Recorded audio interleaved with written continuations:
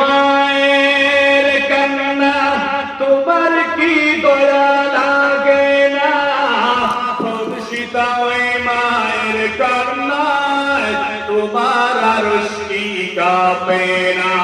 পাহাড় শতরক্তের বন্যায় তোমার কি করুণা হয় না? মাসলুমানের আর তো না দে তোমার কি দয়া লাগে না?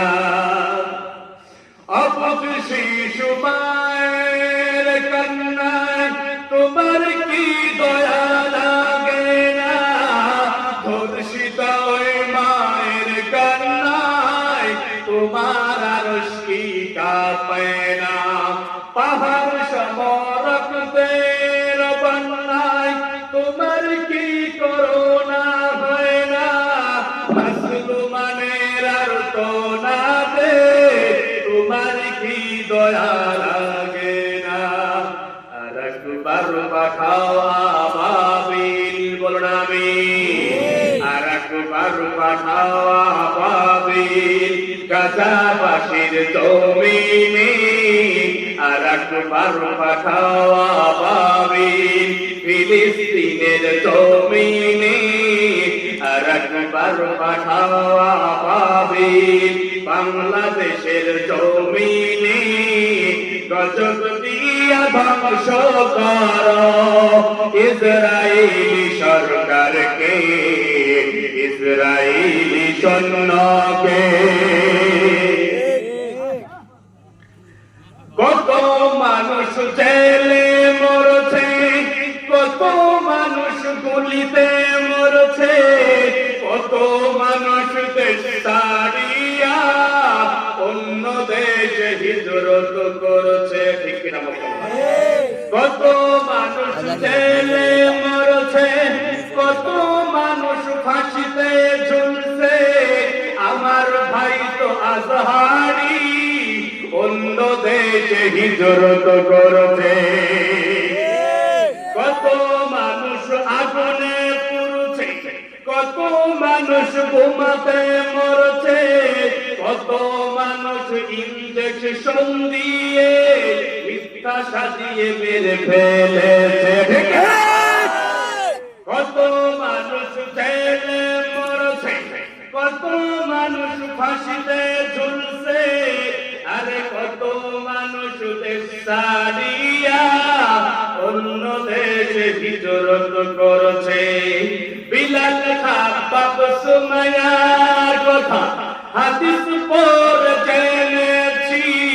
ফিলিস্তিনের করুণ দৃশ্য আমরা নিজের চোখে দেখেছি।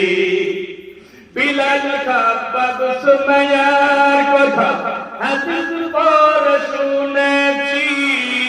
মায়ানমারের করুণ দৃশ্য আমরা নিজের চোখে দেখেছি।